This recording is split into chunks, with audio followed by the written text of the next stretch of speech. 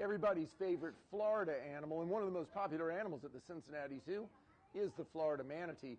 And what's neat about it is it's a very dynamic exhibit because we don't always have the same manatees.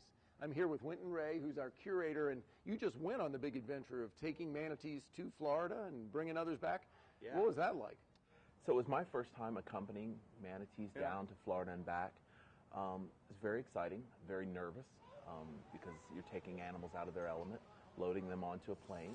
They do well. They traveled very well. Of course, Betsy is a pro at this, and Bam Bam, did very well as well, which was great for Dr. Campbell and I. Yeah. Obviously, you want to get the animals down there safe. We worked with DHL, who was amazing. Did everything we needed and then some.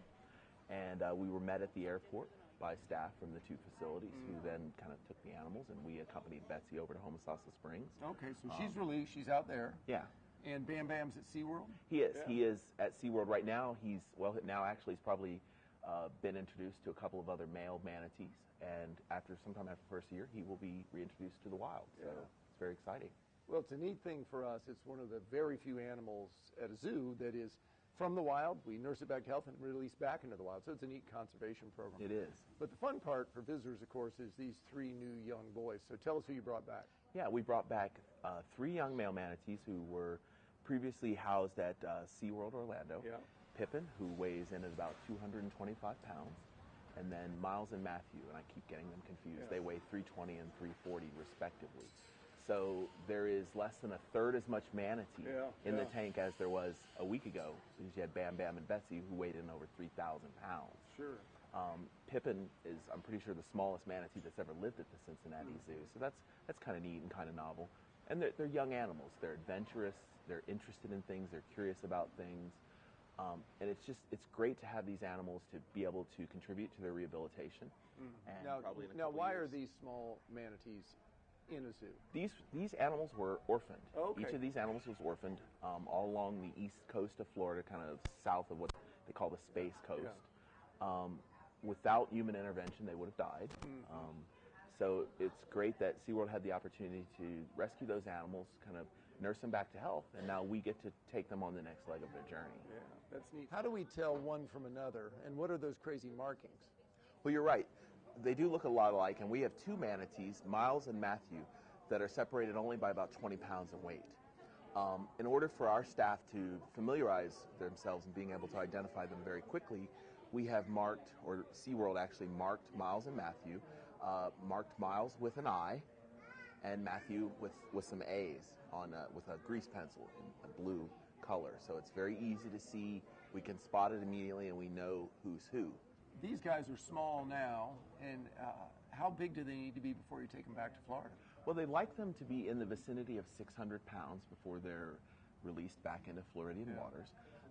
That's an amount of weight that is adequate to compensate for the weight that they will lose over the course of the winter when they're kind of restricted to those warm water overwintering sites and they don't have a lot of access to diversity of plants that they'll be eating. So that way, if they lose a fair amount of weight, they're still in health, good health. Now, our Manatee Springs exhibit is a celebration of Florida wildlife, and that makes sense because so many Cincinnatians go down I-75 to Florida. But these guys are a long way from home. How did Cincinnati end up with manatees? Well, in the late 90s, the Fish and Wildlife Service and the Florida Wildlife Commission started looking for other facilities that could be a part of the program. The need was so great, there simply weren't enough facilities in Florida to handle all the manatees. The Cincinnati Zoo stepped up and wanted to be a part of that program, as did the Columbus Zoo and Aquarium. And so that's kind of how we got involved. The animals that we have are not the critical care animals. They're not the animals that are kind of going to the emergency room, if you will.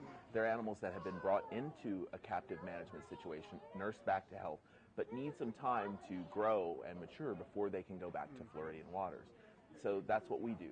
These 3 animals, by bringing them up, we've opened up space at SeaWorld Orlando, which is very critical because one of the other Floridian critical care facilities is closed down for major maintenance through the winter, which is the time when manatees typically require the most human intervention. So us being able to take in 3 animals from that facility in Florida opens up 3 more spaces for critical care animals. A lot of times people ask, well, what's the survivability of the calves that you've released?